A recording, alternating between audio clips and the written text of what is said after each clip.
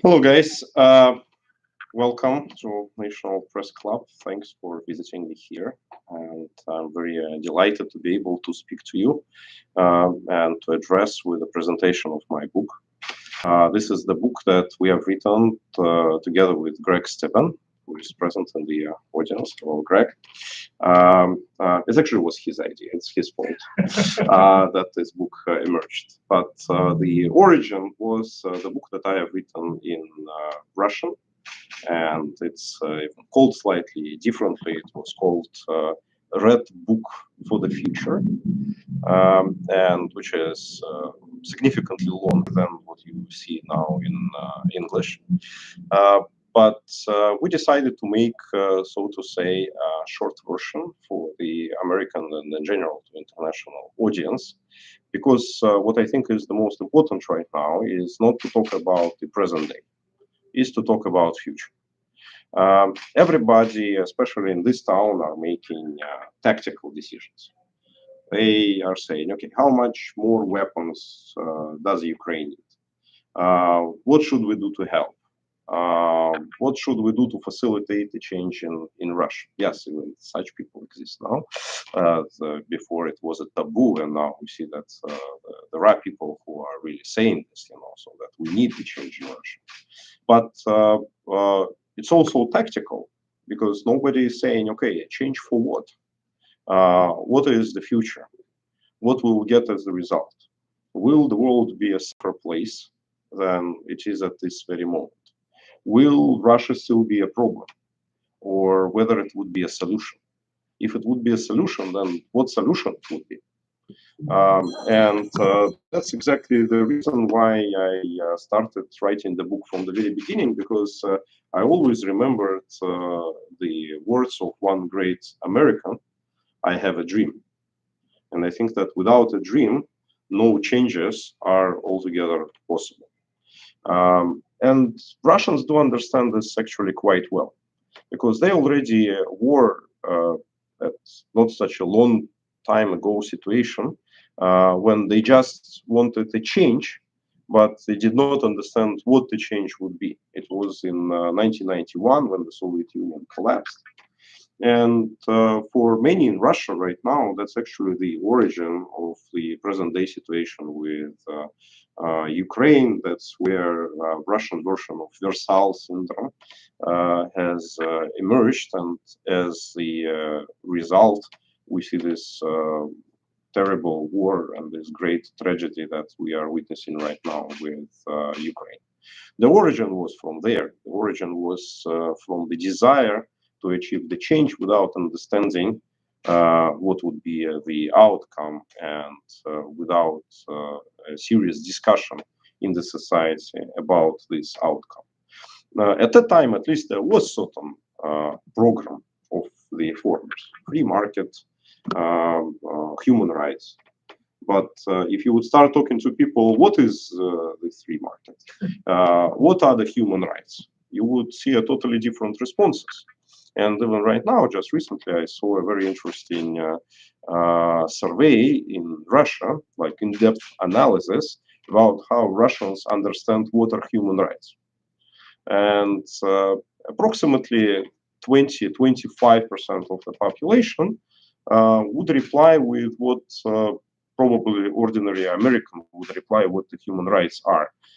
Freedom of speech, freedom of press, freedom of elections, freedom of political parties, freedom of rallies, and so on and so forth.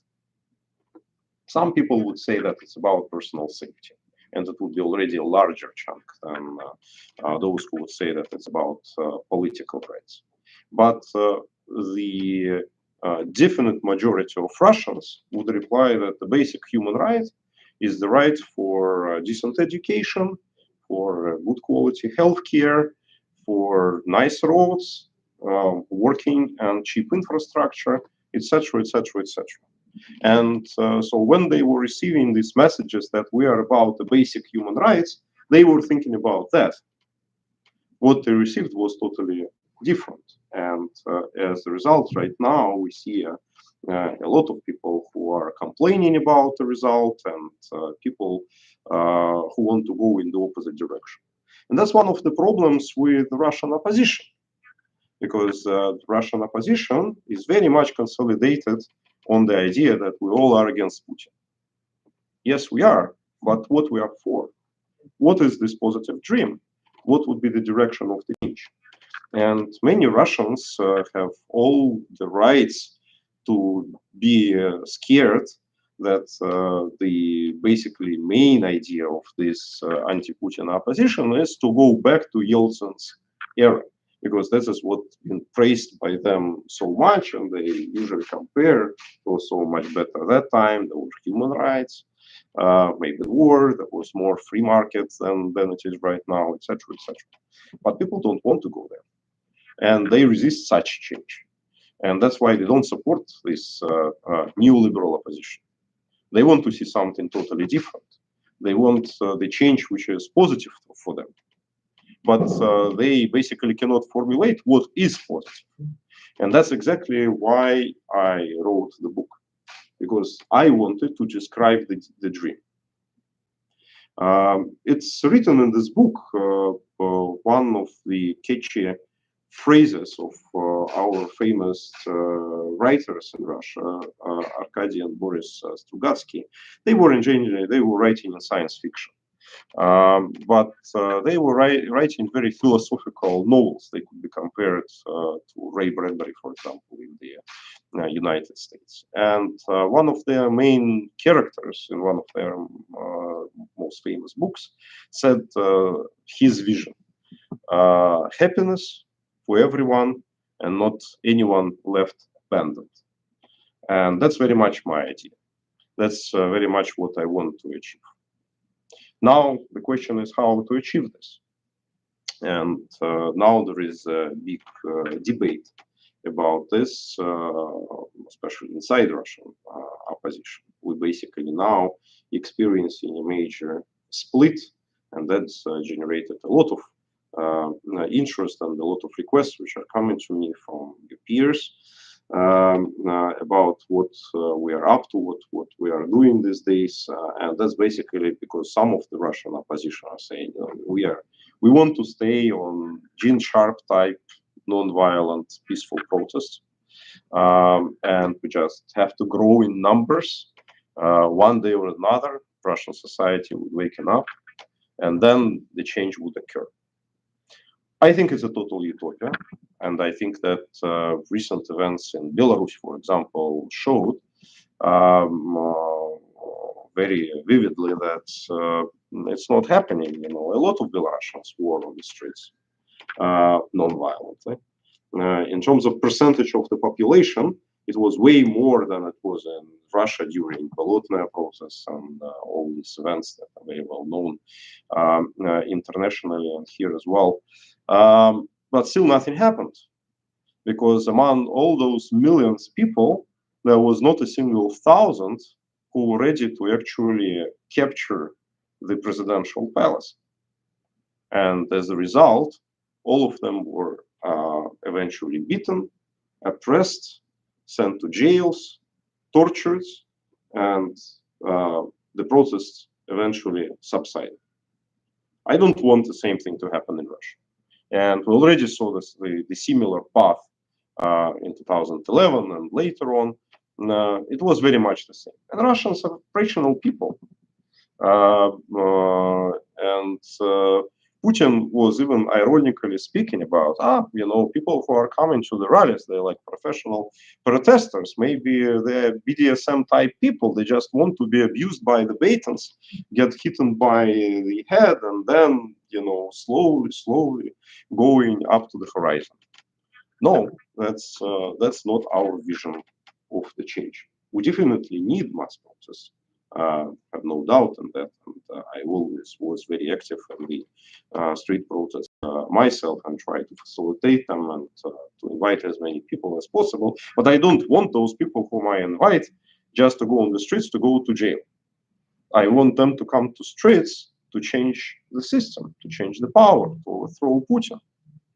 And I think that for this, the necessary prerequisite is to have armed people together with them, and to have more people on the streets, and to have them inspired to actually go and enter Kremlin, and not just peacefully walk with some white color balloons and then get back to their homes, would be understanding that they would be backed by some people, that they are not power in front of very well armed and trained police officers, which are thrown against them.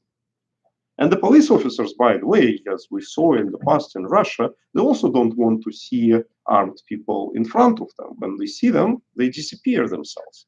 They are very powerful and fearful when they see just ordinary people ready to exist. But when they see people who are ready to fight for their rights, who really inspired by certain ideas and certain vision, they retreat.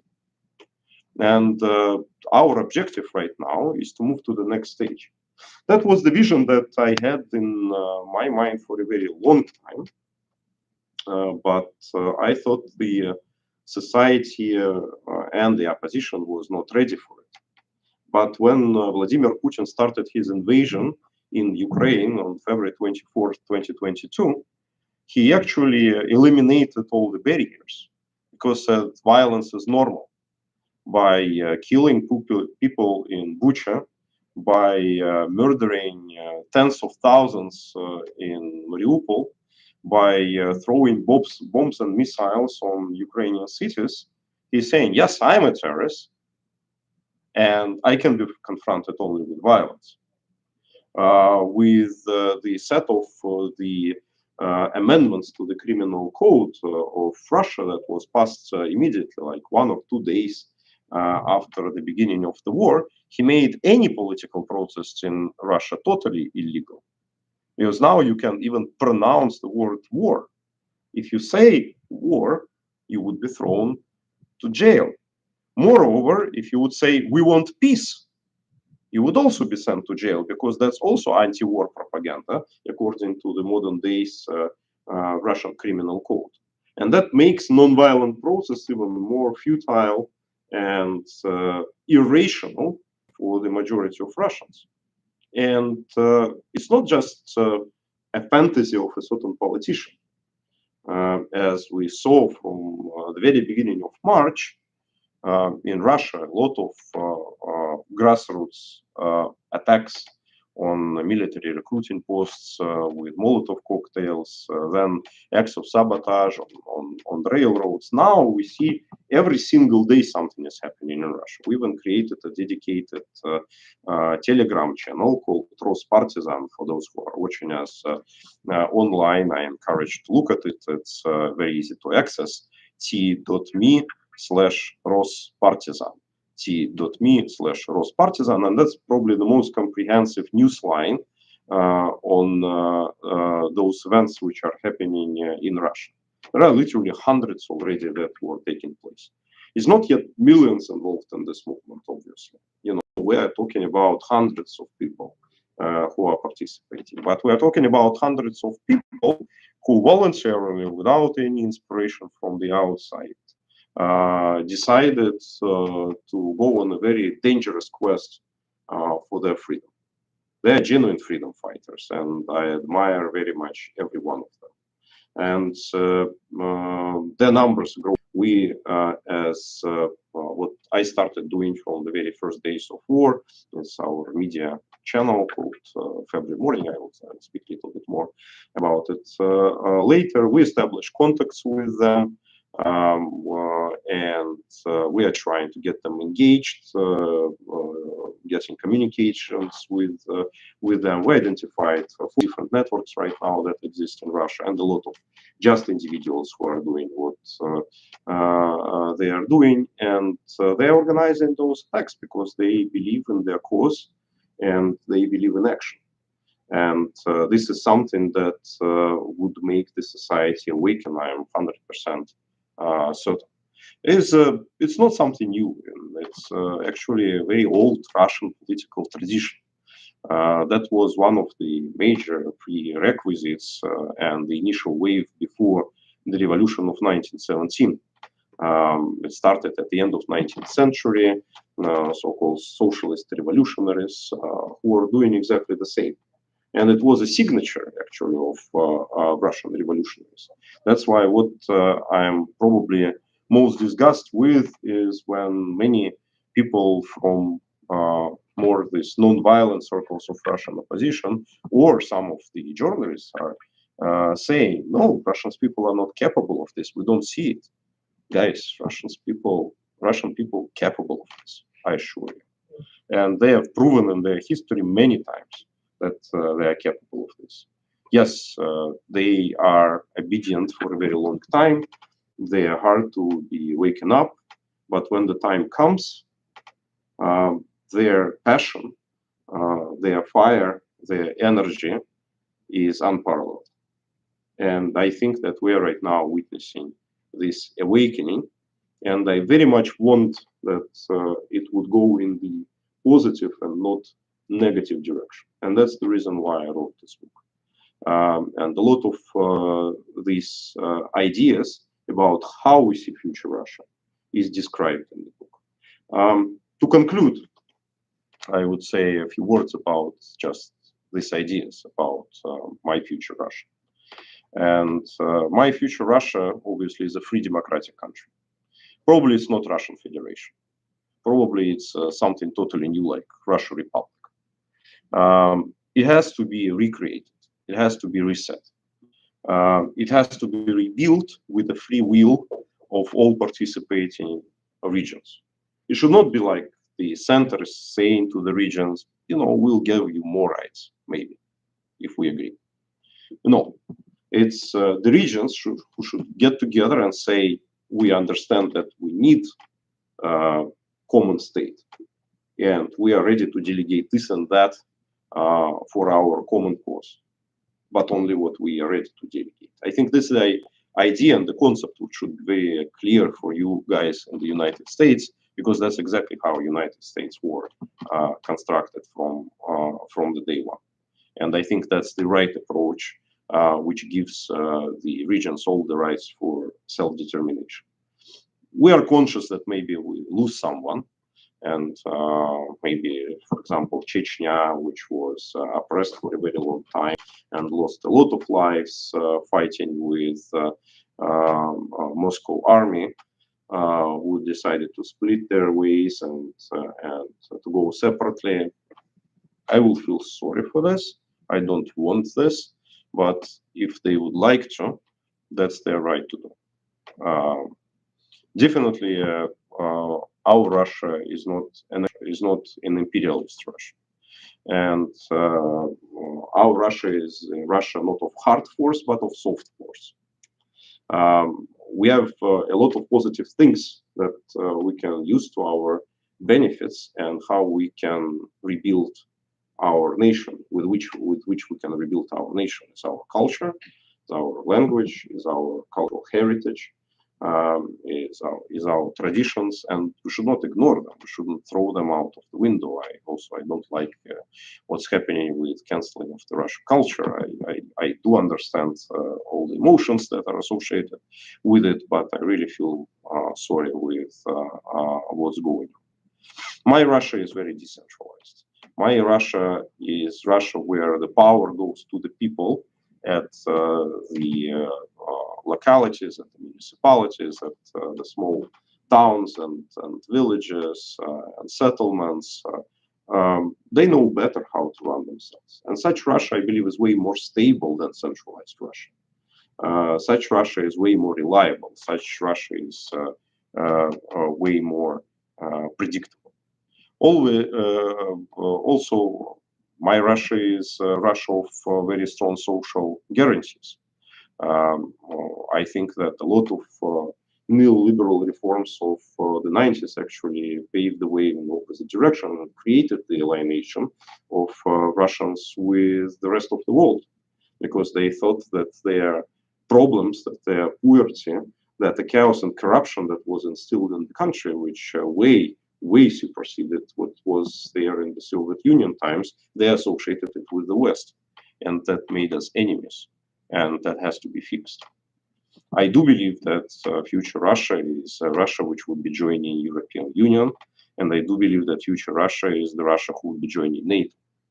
In general, I do believe in the greater Northern Union of all Judeo-Christian nations, which are based on the same principle, on the same ethical platform. We should be together, and we obviously will. So with this, I would like to conclude and to give the floor to questions that you guys may have. You mentioned the next step. What is the next step if something were to happen to Putin soon? Oh, well, the next step is to facilitate more action inside Russia.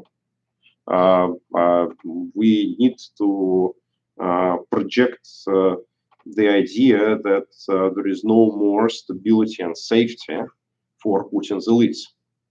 Because what is currently happening in the country is that Putin is saying, maybe I am not perfect, but I am your safety net. I am the guarantor. You know, everything besides me would be worse for you. And also, I am the danger for you if you are not loyal. And there is no alternative dangers.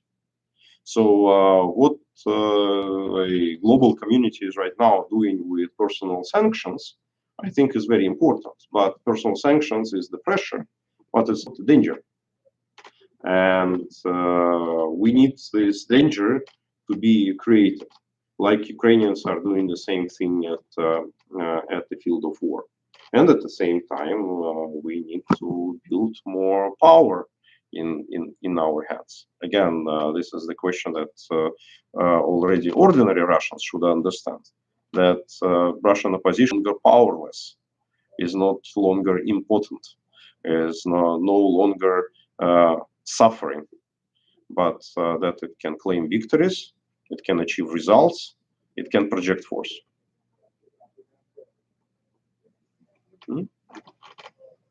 The subtitle of your book is The Story of How Russia Becomes a Democracy After Losing to Ukraine. How much longer would it have taken Russia to get to this point had there not been an invasion of Ukraine? You know, that's a very good question. I think that Putin have sped up the processes tremendously.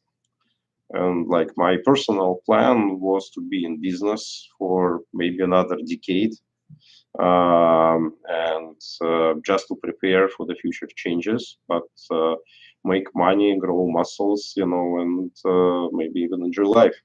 So I was participating in all these traditional Russian oppositional groups and forums and events, but I didn't put any hope that the change would start soon. But by starting the invasion, Putin actually started the final countdown, because right now he has just no space for maneuver. If he is not victorious in Ukraine, he would be obviously removed by someone. It's imminent, and it's obvious for everybody, including Putin himself. And there is no way to claim a victory in Ukraine. Even right now, the scenario what many people were thinking about in the West of, so to say, stalemate, when nobody is moving in any direction, and just front lines, you know, people are shooting at each other, you know, some people are dying, but these front lines are not moving anywhere. I think that with the recent offensive in Kharkiv region, we have proven that would not be the case.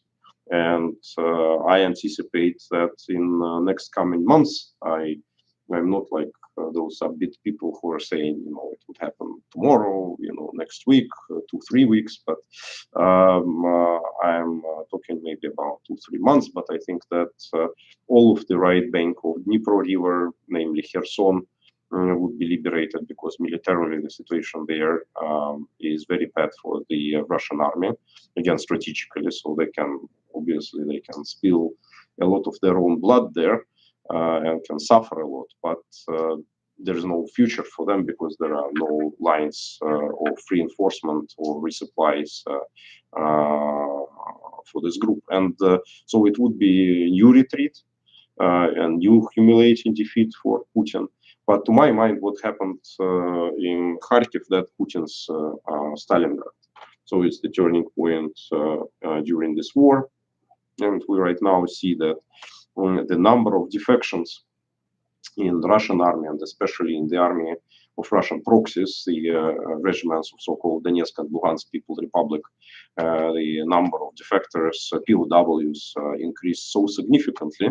That means that the morale is falling very much, and as the result, I think that the situation is unsustainable. And unsustainable means that people in Russia, within Russian elites, would start giving questions, and already we see a lot of those questions coming from so-called patriotic community in Russia. So people who are more radical than Putin, they are starting to put questions, whether it's going anywhere or whether we're going to lose this war. Putin is getting stuck between several fires. And the result is so negative for him, so there's no positive outcome. That's why what I was saying many times, and I will repeat it once more, Putin will be soon celebrating his 70th anniversary, and we're actually releasing our book dedicated to this very date, and we have several other gifts prepared for him for that date, so watch the news. But I think that would be his last birthday. Yes. When I read about you on Wikipedia, I see a man with a very interesting background, starting in the sciences, moving into a successful career in business, politics, and back to business. How does your life add up to someone who puts you in the position to be talking about this and writing a book about the overthrow of the Putin government today? And how does that position you to go forward? I will give you such answer. I am an entrepreneur. My main passion is to change the world. And I was trying to change the world through my business activities. And I am trying to change the world through my social and political activities. So for me, they are one, because the objective is the same. When the reforms were coming to Russia during perestroika times, I was fully convinced that these new technologies, new businesses, these new inspirations, they are the best to change the world. And that's how I started my first business. I was 15 years old then. I became an IT guy, and I created several startups in the 90s.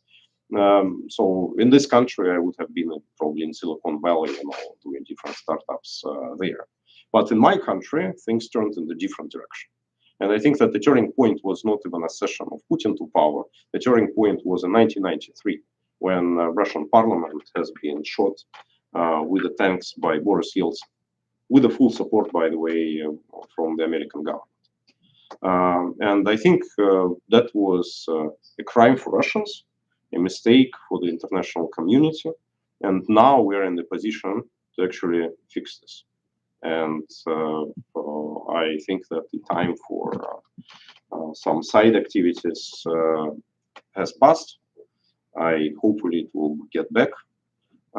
I will do my best to do it, and I think that all people from this new emerging class that I'm writing a lot about in this book, and who is obviously, people whom I represent psychologically, emotionally, rationally, with understanding and fighting for their interests tooth and nail.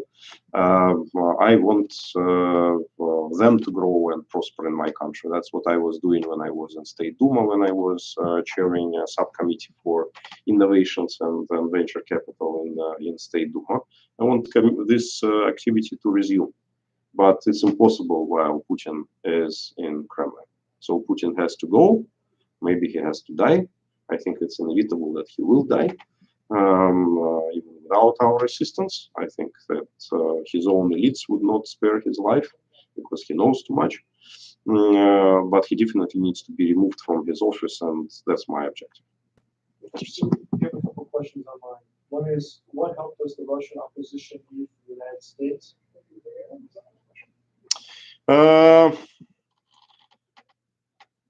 I would firstly, I would say that I would very much want American government to understand for itself how it sees future Russia and its place in the world, because I see very much a tremendous lack of such understanding and even thinking about it. And I think that creates a lot of problem within the Western allies, and that's the source of a problem, that nobody has a coherent strategy of what to do with Russia, with the current Russian authorities, with the Russian opposition, with the Russian military at the field of war. It's all very tactical. All the decisions are very patchy. They're all very short-sighted, without any grand strategy in place. And I think that the existence of such strategy would help a lot different people.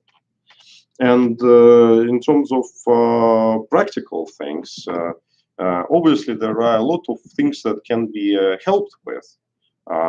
One of the things that, for example, I am practically doing every day is talking to Russians in Russia. I have created at the beginning of war and running the only Russian language media channel which broadcasts from Ukraine. And to my knowledge, out of all the Russian so-called liberal opposition media, I have the largest percentage of Russians in Russia.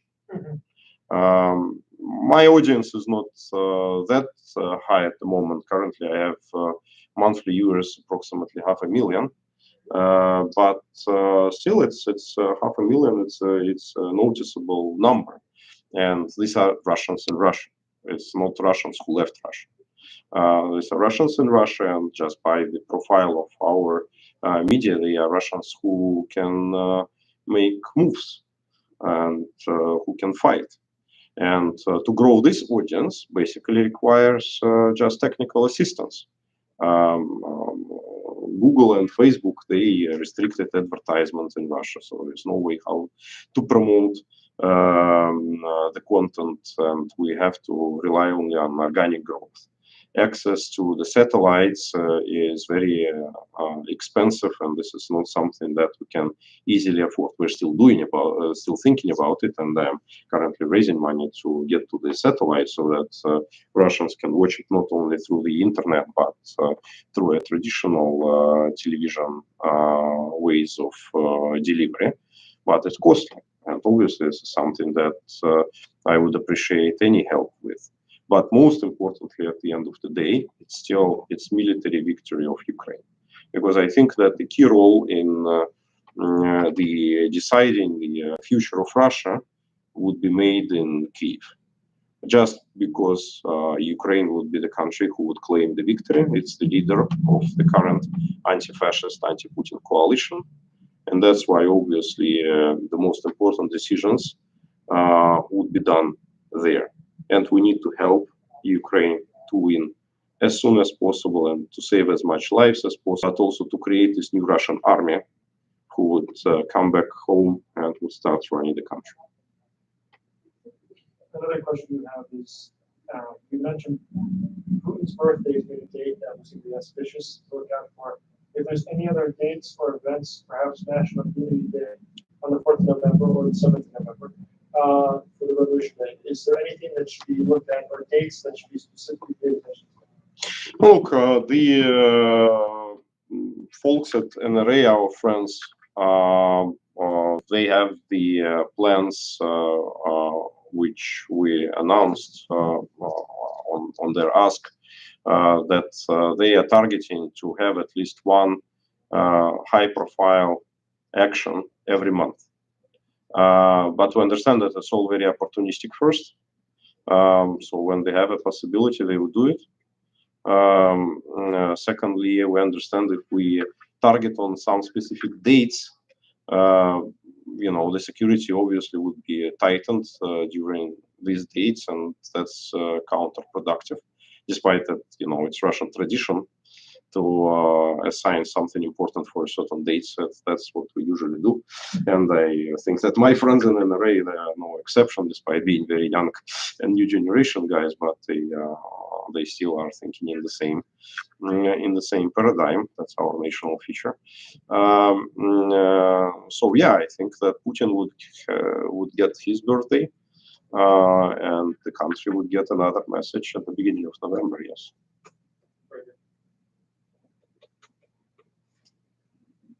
So if there are no more questions, guys, thank you very much for coming. We had altogether 25 journalists watching us online. Thank you very much for joining us, everybody who was online. We will stop the translation here, but it will be available for later review and download, both on YouTube page and on Facebook. And again, thank you very much for coming. I'm always available on Facebook. You can contact me directly. Thank you very much.